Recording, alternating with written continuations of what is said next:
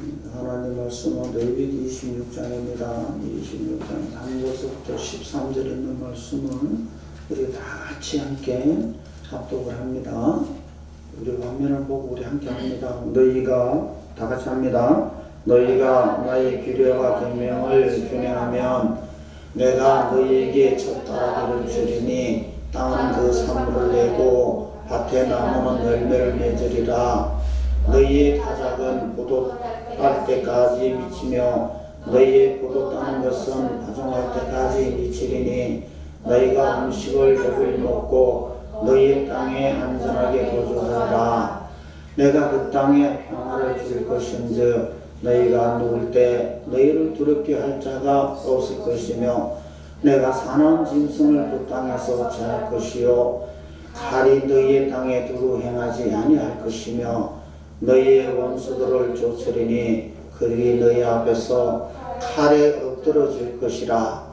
또 너희 다섯이 백을 쫓고 너희 백이 만을 쫓으리니 너희 대적들이 너희 앞에서 칼에 엎드러질 것이며 내가 너희를 돌보아 너희를 번성하게 하고 너희를 창대하게 할 것이며 내가 너희와 함께한 내 언약을 이행하리라. 너희는 오래 두었던 묵은 곡식을 먹다가 새 곡식으로 말미암아 묵은 곡식을 치우게 될 것이며 내가 내 성막을 너희 중에 세우리니 내 마음에 너희를 싫어하지 아니할 것이며 나는 너희 중에 행하여 너희의 하나님이 되고 너희는 내 백성이 될 것이니라. 나는 너희를 애굽 땅에서 인도해 내어 그들에게 종된 것을 면하게 한 너희의 하나님 여호와이니라. 내가 너희의 멍에에 빗장을 부수고 너희를 바로 서서 걷게 하였느니라. 아멘.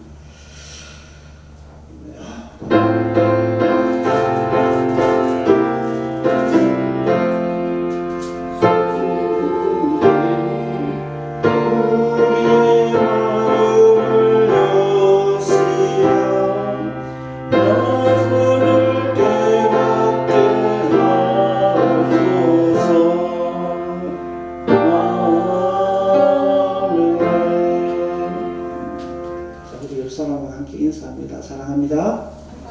사랑합니다. 쑥스럽나 봐. 사랑한다 그러니까. 아니요, 우리는 늘 사랑해야 돼요. 하나님 앞에 늘 사랑해야 되고요. 또 하나님과 함께 사랑해야 되고요. 또 하나님을 통하여서 우리가 사랑을 나누고 베푸는 그런 복된 사람들이 되어져야 됩니다.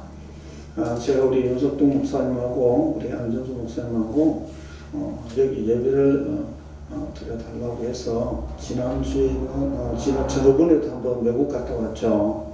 그때 같이 갔다 오신 분들이 있을 거예요. 그래서 목사님 한 번을 보냈더니 영 마음에 안 들었나 봐. 그래서 하고 굳이 저도 교회가 있습니다. 이게 교회가 있는데 그래서 지금 부목사한테 맡겨놓고 제가 여기 온 거예요. 그래서 특별히 부탁을 해서 왔으니까 여러분 정말 이 시간 은혜 받는 시간 되셔서 하나님의 거룩함과 도움도 본문 속에 나와 있는 이 레위기 말씀이 바로 여러분들에게 주어진 축복의 말씀입니다. 특히 오늘 제목과 같이 순종하는 사람들이 이 속에 많이 나오는데요. 이 사람들이 받은 복이 바로 이 레위기 26장 3절부터 13절의 말씀입니다. 그러니까 그 복을 누리신 여러분 되어주시길 바랍니다. 자, 말씀을 따르고 그대로 지키는 행위를 바로 순종이라고 하는데요. 자, 이 순종이라는 단어를 헬라 원어로 보면 휘파코라는 단어로 사용합니다. 그래서 그 말의 뜻을 가만히 이렇게 해석해 보면 바로 아래에서 듣는다, 주의 깊게 듣는다, 명령에 유익하다, 그 다음에 명령은 따르다라는 이런 단어로 해석을 할 수가 있습니다. 그래서 순종이라는 것은 강압적으로 강제적으로 그리고 아니면 맹종, 즉 다시 말해서 무섭고 두렵고 떨리는 마음으로 하는 것이 순종이 아니고 스스로 행하는 것이 그리고 그 말에 따라서 움직이는 것이 바로 순종이라는 단어로 사용하는 겁니다. 오늘 본문 3절에서도 보면 너희가 나의 규례와 계명을 준행하면 이라고 시작되어진 이 말씀이 바로 모세를 통해서 우리에게 주어지신 그런 규례와 율례와 법도입니다. 그래서 이 계명들을 바로 규례라고 하는 이 말씀들을 우리가 순종의 의미와 함께 순종하고 따라야 되는 하나의 규칙이요, 또 하나의 규례요, 율례요, 법도예요. 자, 그래서 다시 말하면 하나님이 주신 말씀이기 때문에 우리는 성경에 나와 있는 말씀을 그대로 지키며 따른다라는 겁니다. 그런데 준행한다라는 말을 우리가 말씀 그대로 지키고 따르고 산다라는 것이 준행이지, 이것이 곧 바로 순종의 의미를 뜻하고 있습니다. 따르는 것, 행하는 것, 그대로 가는 것. 자, 그래서 본문에서도 순종하는 사람들에게 주어지는 풍요와 평화를 주시겠다는 이 약속의 말씀들로 구성되어 있는 이 모습을 보면 우리들은 정말 복받은 인생들이에요. 세상 사람들은요, 준행하고 또 다르고 순종해도 그 복을 못 받아요. 네. 그러나 하나님의 사람들은, 바로 하나님이 택하여 불러주신 우리들은 이와 같이 그대로 순종하고 준행하고 따르기만 하면 하나님께서 오늘 레위기 26장에 있는 이 말씀들을 그대로 복으로 우리에게 주시겠다라는 겁니다. 자, 그런데 이 주시는 복들이 그럼 과연 무엇인가 우리 함께 보고자 합니다. 먼저 보니까 4절에 보면 무언가를 풍요롭게 주시겠다라고 약속을 하고 있어요. 내가 너희 비를 그 시후에 주리니 땅은 그 산물을 대게 내고 밭의 수목은 열매를 맺을지라. 자, 시후에 비를 준다라는 거 여러분 잘 기억하셔야 돼요. 시후에라는 거는 자, 적당한 시기에 적당하게 비를 뿌려주는 걸 시후라고 하는 거예요. 어떤 일을 하든 간에 우리가 적절하게 타이밍이 맞춰지지 않으면, 그죠? 타이밍이 맞춰지지 않으면 우리는 어떤 일이든 다 잘못 행할 수가 있습니다. 아니면 실패할 수가 있어요. 그죠? 그런데 적절한 타이밍에 뭔가가 딱 맞춰지면 그것이 모든 일이 순탄하게 잘 진행되거든요. 만약 예를 들어서 우리가 기차를 타고 가려고 하는데 기차를 타고 떠나려고 하는 그 타이밍이 잘 맞아야 기차를 탈 수 있지, 기차 떠나고 나서 우리가 아무리 기차표를 타가지고 가서 타려고 해도 탈 수 없잖아요. 그렇죠? 이와 같이 타이밍이 중요하듯이 하나님께서는 우리에게 복을 줄 만한, 복을 받을 만한 타이밍을 잘 맞춰주는 거예요. 그래서 순종이 얼마나 우리에게 크고 풍요롭게 주는지를 모릅니다. 특히 오늘 지금 유석병 목사님과 안 목사님이 지금 이스라엘에 가셨죠. 이스라엘이 이제 유대 땅인데요. 이 유대 땅에도 적절하게 이른 비와 늦은 비가 오지 않으면 바로 곡식이 열매를 맺는 이런 상황이 될 수가 없습니다. 그 말의 의미는 뭐냐면, 사실은 이른 비가 내릴 때 이스라엘 백성들은 씨를 뿌리고요, 늦은 비가 내려야만이 결실을 맺어서 열매를 수확하게 됩니다. 그러니까 적절하게 비가 오지 않으면 농사가 지을 수가 없는 곳이에요. 우리나라 같이 시시때때로 비가 오는 게 아니에요. 이스라엘이라는 나라는 적절한 시기에 비가 오지 않으면, 즉 아시다시피 이스라엘이라는 땅은 모래 땅이 거의 3분의 1을 차지하고 있습니다. 3분의 1을 모래 땅이 차지하고 있고 3분의 1 정도만 우리가 말하고 있는 그냥 농사 지을 수 있는 땅이에요. 근데 그 땅조차도 비가 적절하게 오지 않는 그런 적절하게 우리나라 같이 시도 때도 없이 비가 오고 또 언제나 비가 풍요로워가지고 물이 풍요로운 나라 같으면 그냥 그때 물을 공급해가지고 저수지의 탱크에, 저수지라는 곳에다 물을 모아놓고 물을 뿌리고 하면 되지만 이스라엘은 저수지가 없어요. 그러다 보니까 뭐예요? 적절하게 때에 맞춰 타이밍에 맞춰서 비가 오지 않으면 씨를 뿌릴 수가 없고, 적절하게 비가 오지 않으면 열매 수확을 얻을 수 없는 나라가 바로 유대인입니다. 유대 나라입니다. 그러다 보니까 하나님께서 적절하게 맞춰서 주는 겁니다. 그래서 IMF 시절 때 우리나라도 한번 보십시오. 많은 어렵고 힘든 그런 고통을 많이 당했죠. 그런데 이 IMF 속에서도 망한다 하는 나라 회사가 있는가 하면 그 IMF를 통해서 성공한 회사도 있어요. 그렇죠? 이와 같이 우리는 모든 삶이 적절한 타이밍을 맞춰서 우리에게 복을 주셔야만 되는데요. 자, 그 당시 IMF 시절에 그렇게 크지 않은 중소기업을 운영을 하는 그런 사장님이 자, 공장을 확장을 했어요. 그리고 공장 규모를 배로 키우고 또 생산량을 배로 높여서 그렇게 생산을 하고 그렇게 일을 해왔습니다. 그래서 뭔가 기대감을 가지고 그리고 뭔가 마음에 참 깊은 소망을 가지고 열심히 일을 했는데 2달 만에 IMF가 터진 거예요. 그러니까 IMF가 터지고 나니까 은행 금리가 갑자기 높아졌죠. 또 물건은 뭐예요? IMF를 통해서 물건은 점점 쌓이고 판매가 안 되죠. 왜? 은행 금리가 높아지고 시대가 점점 어려워지니까 사람들이 물건을 안 사잖아요. 그러니까 물건이 팔려야 되는데 안 팔리고 쌓이기 시작합니다. 결국 쫄지에 한마디로 세상 말로 하면 쫄지에 날벼락을 맞은 이 회사가 부도 일부 직전에 이르게 됩니다. 길은요 딱 하나밖에 없어요. 공장을 팔아서 뭐예요? 지금 모든 빚을 갚고 아니면은 임금도 주고 모든 정리를 하는 일밖에 없습니다. 그래서 이 사장님은요 생각하면 돼서 그래 아무리 공장을 팔고 물건을 다 헐값에 팔고 해도 빚을 갚을 수 없는 그런 지경에 이르게 되자 이 사장님 생각에는 외국으로 도망가 버릴까? 아니면 죽어버릴까? 여러 가지 고민을 한 겁니다. 그러나 이 사장님은요 크리스찬이에요. 그래서 도망가는 것도 안 되고 자살하자니 뭐예요? 어디 갈 것 같죠? 지옥 갈 것 같아요. 도대체가 갈 길이 없어요. 그래서 이 사장님이 생각해낸 것 중에 뭐냐면 바로 하나님 앞으로 가보자. 마침 그때 다니는 교회에서 붕의를 하고 있었어요. 그래서 그 붕의를 하고 있는 그 교회를 찾아갔습니다. 그래서 교회에서 설교 말씀을 듣는데 그 설교의 제목이 뭐냐면 기름이 있다 라는 제목으로 붕강사님이 설교를 하고 계시는 거예요. 자, 그런데 길이 있다라는 말 속에서 보니까 뭐라고 말씀을 하시냐면 제 아무리 어두운 밤하늘도 30분만 바라보고 있으면 무엇이 보인다? 별이 보이고 30분만 바라보고 있으면 그 어둡던 것이 다 보인다는 겁니다. 아무리 어두워도.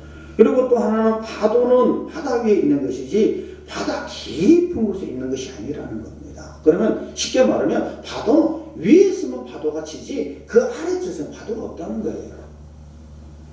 그리고 또 하나는 부산에서 서울까지 오는 이 거리는 여러 갈래 길이 있다는 겁니다. 자, 여러분들이 혹시 관광을 갔든지 안 그러면 여름에 휴가를 갈 때 부산으로 간다고 치자고. 그러면 부산 가는 길이 하나만 있나요? 아니죠. 고속도로로 차로 갈 수도 있고 경부고속도로로 경부선으로 기차를 타고 갈 수도 있고 버스 타고 갈 수도 있고 동해를 돌아가지고 부산 갈 수도 있어요. 길은 여러 갈래입니다. 다만 뭐가 시간이 조금 빠르고 조금 늦고 이런 것이지 결국에는 부산 가는 길은 여러 가지라는 거죠. 자, 그리고 하늘로도 갈 수도 있고 바다로도 갈 수도 있고 여러 방법으로 갈 수 있는 길의 방법은 여러 가지라는 겁니다.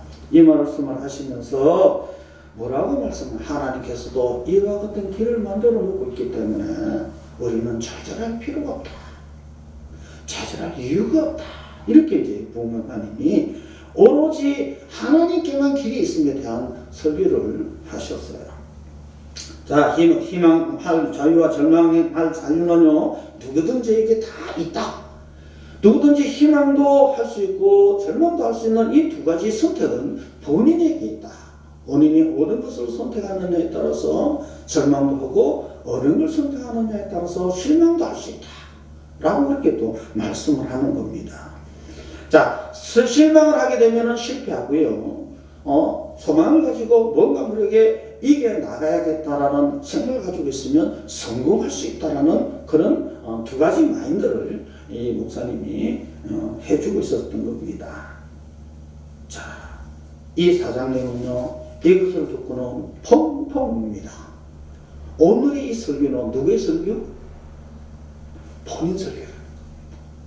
하나님께서 나에게 길을 알려줘서 내가 정말 하나님이 원하시고 하자 하는 그 일을 내가 올바로 바르게 가기를 원해서 이렇게 설계를 하시는구나.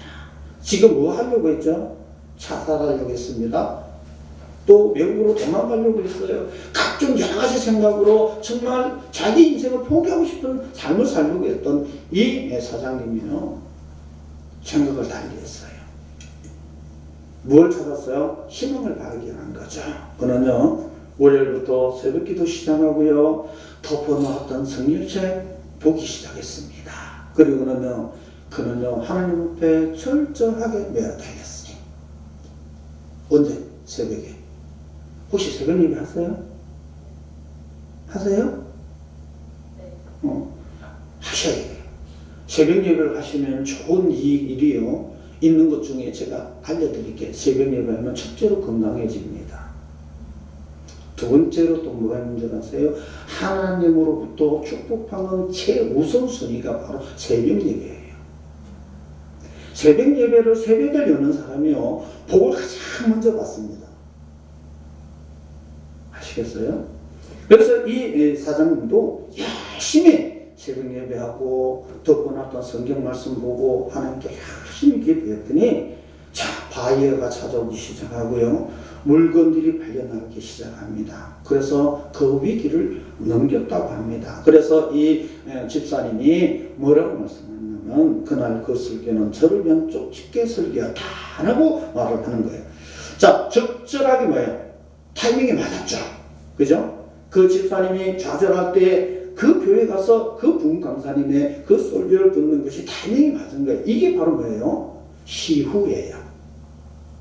자, 이와 같이 5절에서도 말씀을 하는 것이 너희 타작은 포도 딸 때까지 포도 따는 것을 파종할 때까지 계속될 것이며 배부르게 먹고 안전히 거하리라.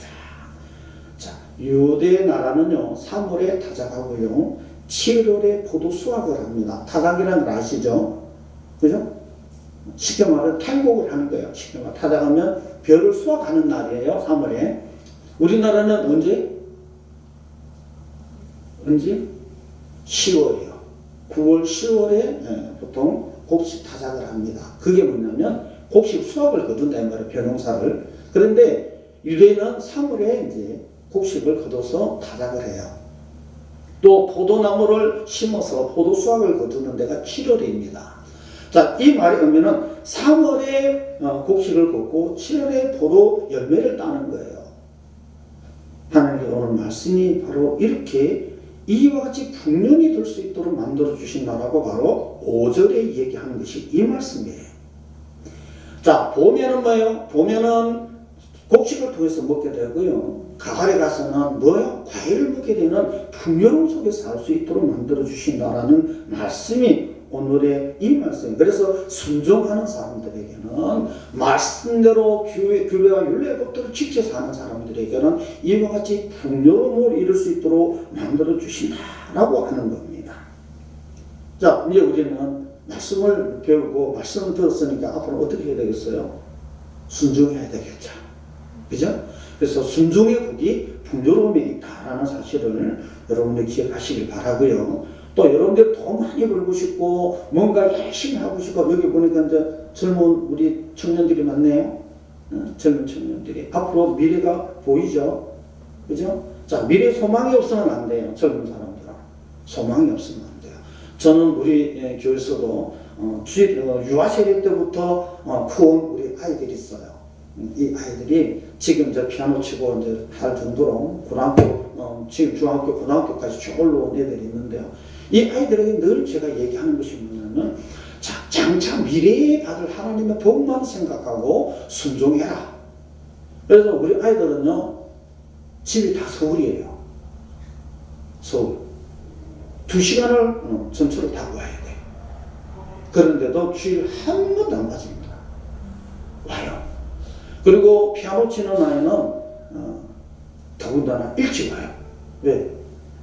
제가 피아노를, 우리 여기 피아노 치시는 분들만큼 잘 치는 아이가 아니라 피아노에는 이제 막 배우기 시작하는 아이입니다.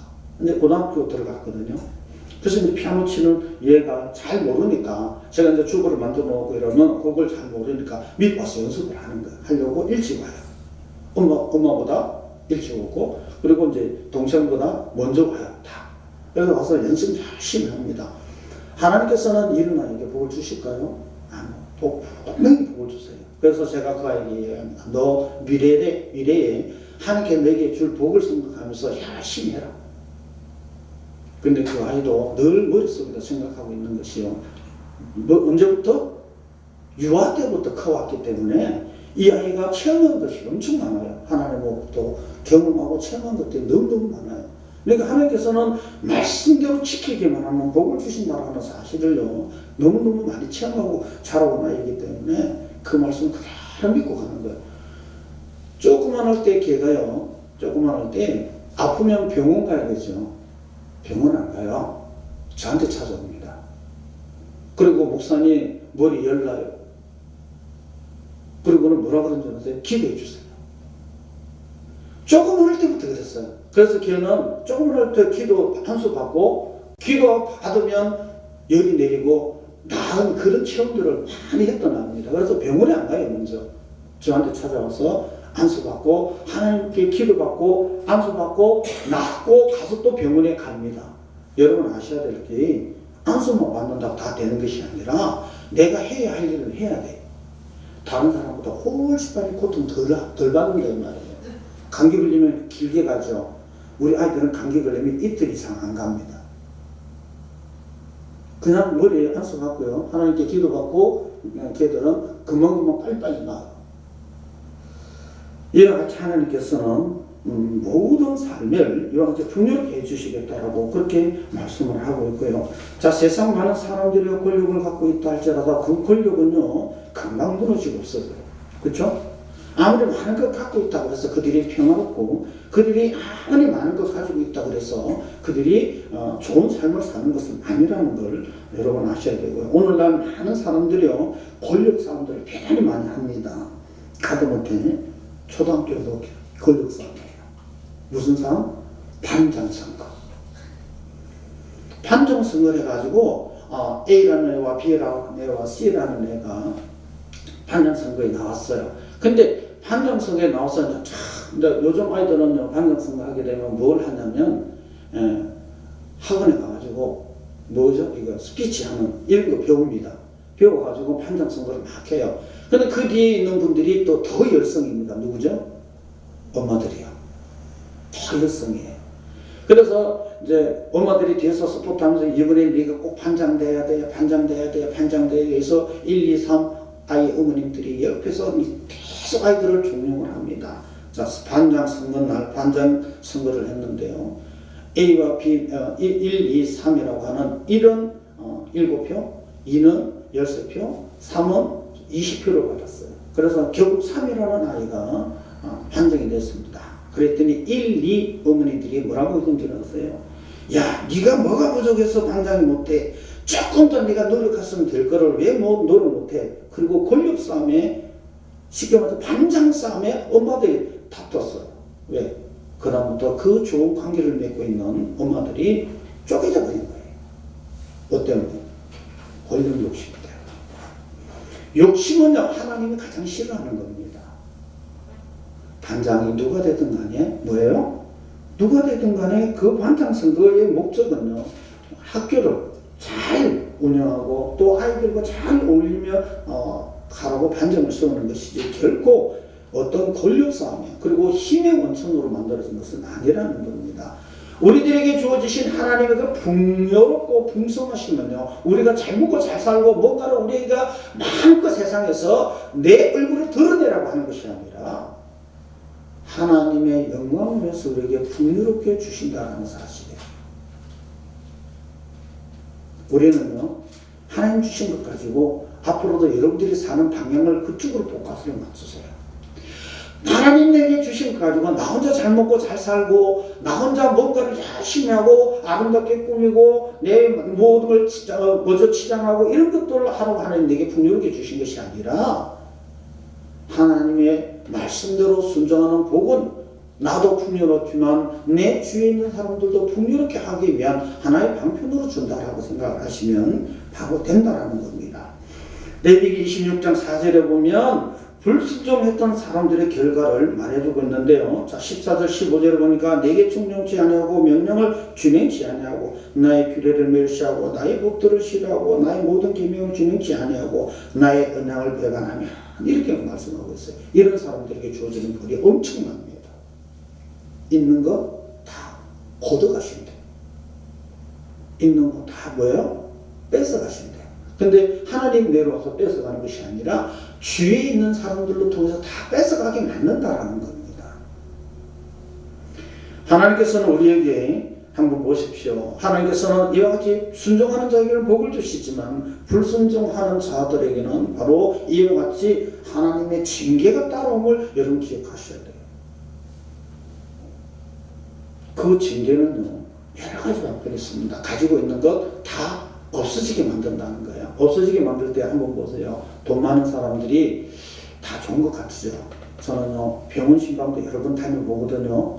병원 신방 가보면요, 돈은 많은데 먹고 싶은 거 마음대로 먹지 못하는 그런 안타까움을 갖고 있는 사람들이 병원에 수두룩합니다. 돈은 많은데요, 어디 한 번대로 마음대로 가고 싶어도 가지 못하는 사람들이 수두룩해요, 병원에. 그 사람들이 돈이 없어서가 아니에요. 돈은 많은데 몸이 불편해서 못 가는 거예요. 먹고 싶은 건 마음대로 먹고는 싶은데 소화를 못 시키는 거야. 아무리 돈이 많으면 뭐 하겠어요? 먹고 싶은 건 마음대로 못 먹고 가고 싶은 건 마음대로 못 가면 아무 의미가 없죠.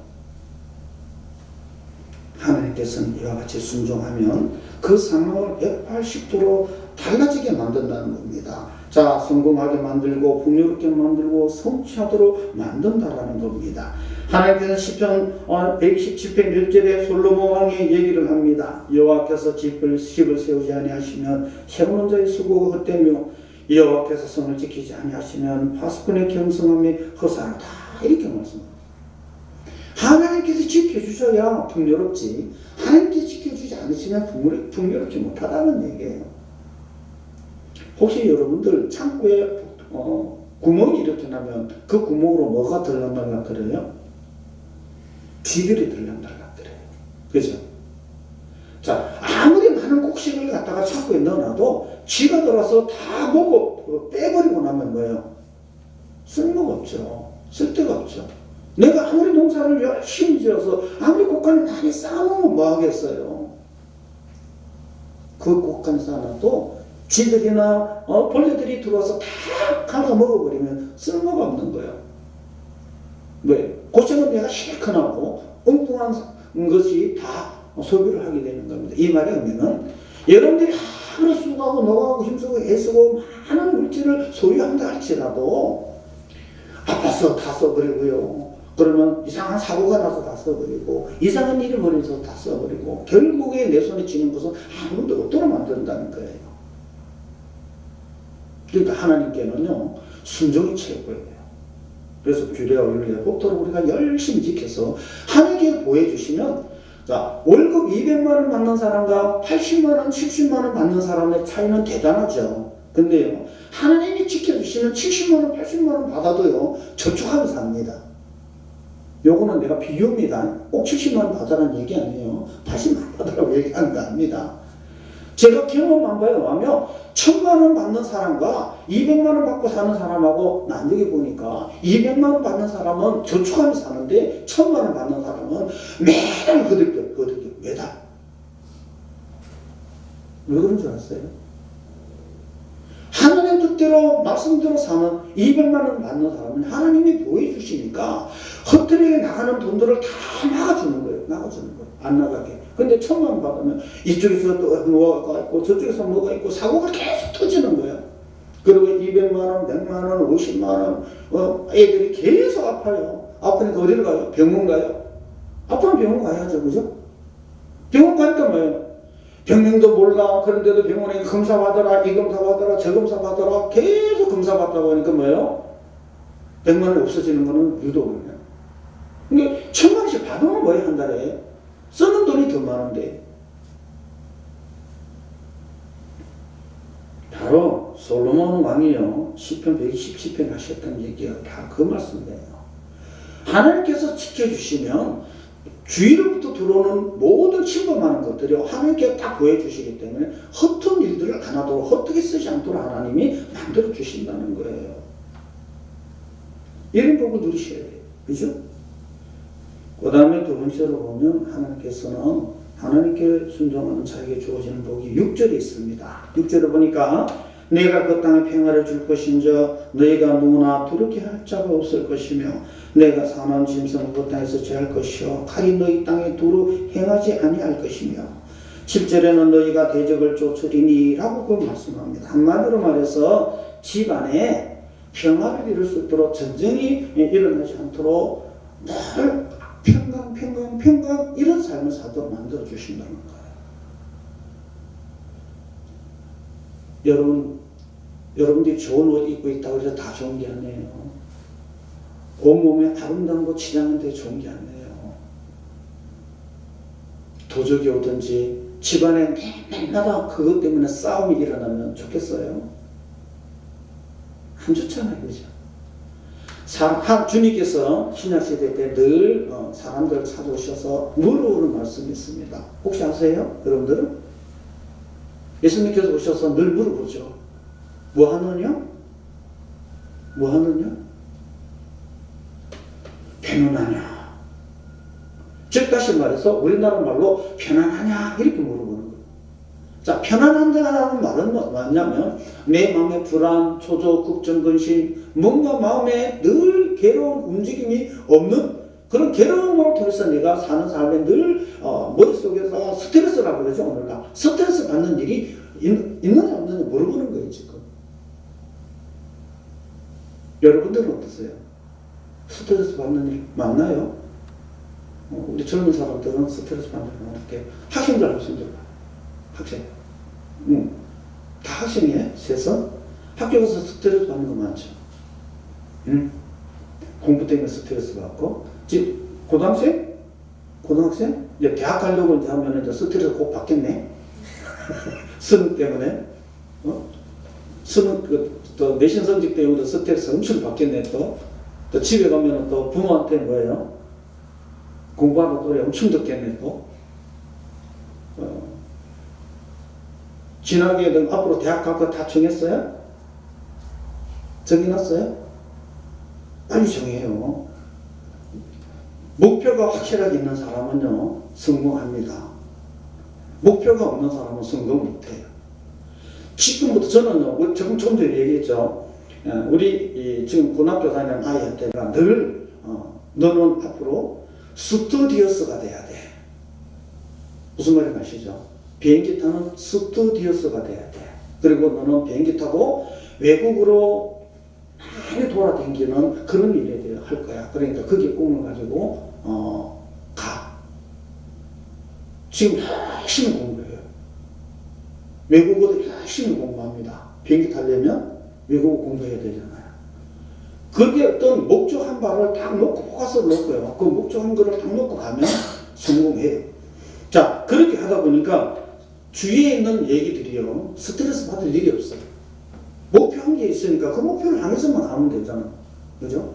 근데 목표하고 내가 목적한 바가 없다면 스트레스 받을 수밖에 없어요. 고민하는 거죠. 내가 뭘 해야 되지?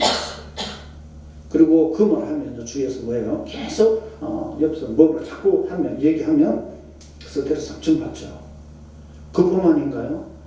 학교 가면 아이들 때문에 요즘 따라 그러죠. 그죠? 애들 때문에 서로 관계가 좋지 않는 이런 문제로도 상당히 많은 일들로 통해서 그렇게 고통당하는데요. 자, 하나님께서는 이와 같이 6절, 7절에 말씀하듯이 평화를 주고, 자, 누구나 두렵게 할 자가 없다라고 하는 정도로 하나님께 나를 지켜주신다는 거예요.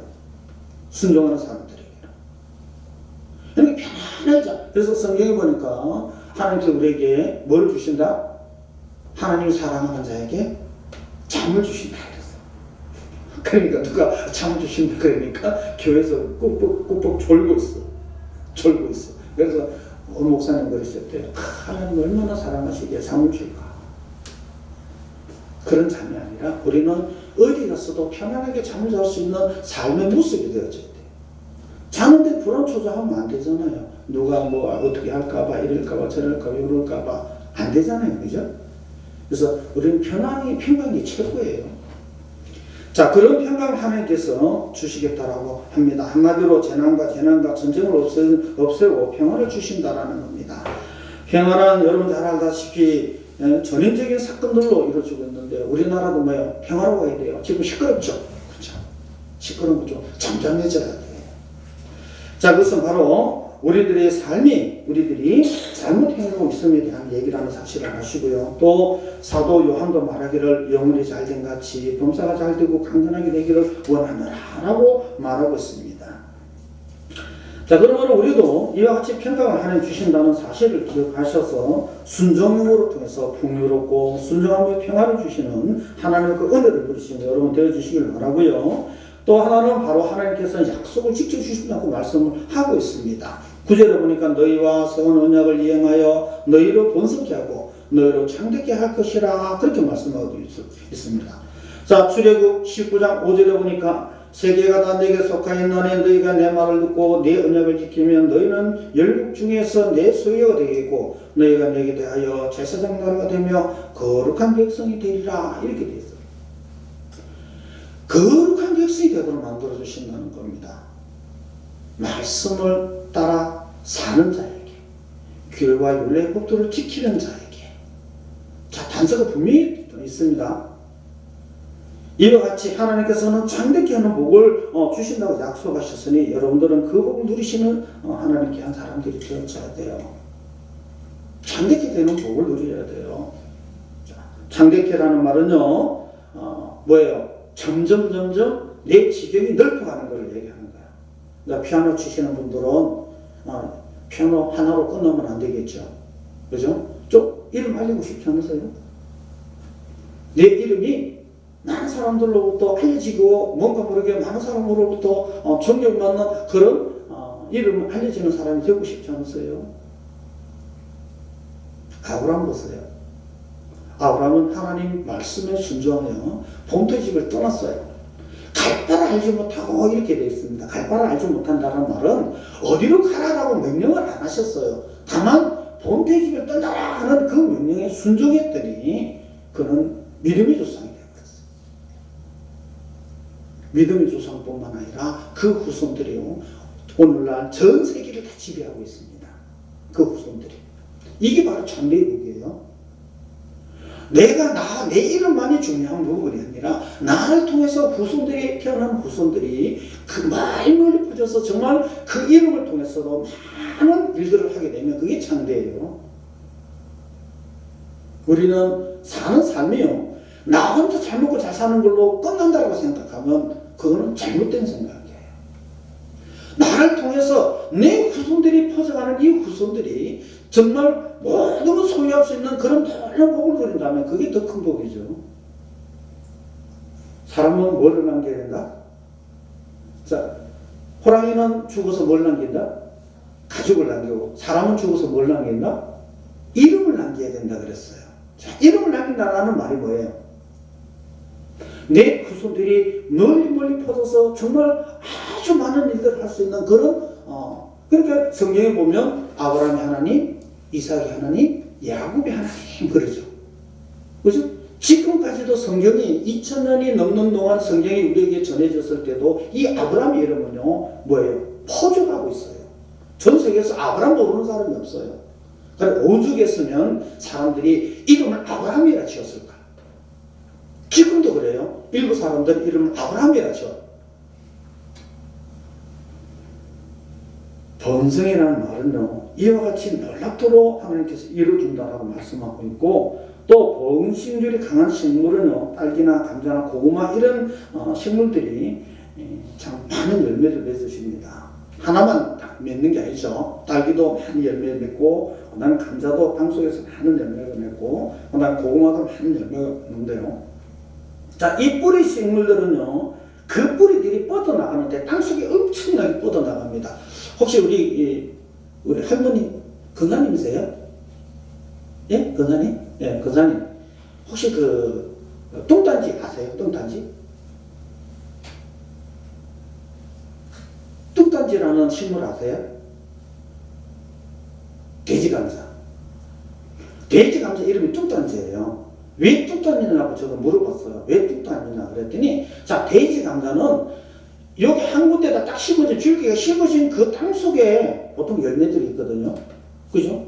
뿌리 식물들은 다 줄기가 이렇게 내려가면 그 땅 밑에다가 열매들이 이렇게 맺혀져 있습니다. 그런데 이 돼지 감자는요, 뿌리가 이렇게 내려오면 줄기가 내려오면 그 밑에 뿌리가 있어요. 뿌리가 쫙 뻗어가지고 한 50cm 정도 되는 왼쪽에 아니면 오른쪽에 이렇게 좌우로 해가지고 쭉 뻗어있는 그쪽에다가 열매가 맺혀져 있어요. 그래서 엉뚱한 데 가가지고 열매를 맺는다 그래서 뚱딴지야. 하나님께서 우리에게 이와 같은 복을 주시겠다고 약속을 하고 있었다 이 말이에요. 그 약속을 믿는 자에게만 주어지는 약속입니다. 믿지 않는 자에게는 주어지지 않는 약속이에요. 근데 우리는 믿어야 돼요. 누구의 말씀을? 하나님의 말씀. 믿어야만 그 복을 누릴 수 있는 거예요. 그리고 이제 마지막으로 보면 바로 10절에 봅니다. 너희는 오래 두었던 묵은 곡식을 먹다가 새 곡식을 인하여 묵은 곡식을 치우게 될 것이다. 자, 여러분 한번 생각해 보세요. 적절하게 비를 내려주고 적절하게 농사할 수 있도록 만들어주신 하나님께서 늘 새로운 것으로 먹게 만들어주신다. 이 복은요, 엄청난 거예요. 곡식 중에서도 우리나라에서 지금 현재로 유통되어져 가는 많은 쌀들이요, 사실은 우리가 말하고 있는 그 당시에 수확하고 있는 우리가 뭐라 그러죠? 보통 그런 거 보고 쌀을 금방 이렇게 수확해서 먹는 쌀을 뭐라 그럽니까, 권사님? 뭐라 그러죠? 새곡식이라 그러잖아요. 새로 그냥 바로바로 이렇게 농사에 쳐서 바로바로 먹는데, 근데 지금 우리나라에서 유통되고 있는 쌀들은 다 구미예요. 구미라는 말은 2년 3년 정도 다 창고에다가 저장해 놨다가 풀어 나오는 쌀들입니다. 새곡식들은요, 현재 나오지를 않아요. 그런 것들은 다 수매해가지고 창고에다가 다 보관을 해놓습니다. 왜? 10년 전서부터 우리나라에는요, 수매를 해가지고 곡식들을 다 저장 창고에다가 보관을 해놓고 있습니다. 곡식들을. 그래서 최하로 멀리 가면 5년, 3년, 2년 이렇게 해서 그때부터 먼저 다 곡식을 풀어요. 그리고 사실은 탈곡을 안 하고 곡식 자체로 그냥 겨가 있는 그 껍질이 있는 그대로 다 보관을 해놓거든요. 쉽게 말해서 현장에서 바로 수매하고 있는 이런 곡식들은 다 창고에다가 저장을 해요. 그냥 안 그러면 외국으로 수출을 하든지. 그런데 하나님께서는 그런 것들을 다 새로운 것들로 먹을 수 있도록 그렇게 만들어 주신다라는 겁니다. 자, 여러분도 잘 알고 계시는 이 스프링클러라는 그런 농사를요, 자, 포도, 오렌지, 올리브 같은 농사들을 직도로 만들어서 지금 현재는 이스라엘은 스프링클러로 물을 뿜어서 이제 이렇게 농사를 하는데요. 자, 새로운 농사를 지어서 아까도 말씀드렸지만 3월에 곡식, 10월에 7월, 8월 넘어가서는 바로 가을에는 포도를 농사를 함으로 통해서 늘상 새로운 걸 먹게 만드는 거예요. 새로운 걸. 하나님께서 우리에게 이와 같은 복을 주시고, 또 하나는 바로 11절에서는 장막까지 주시겠다고 약속하고 있어요.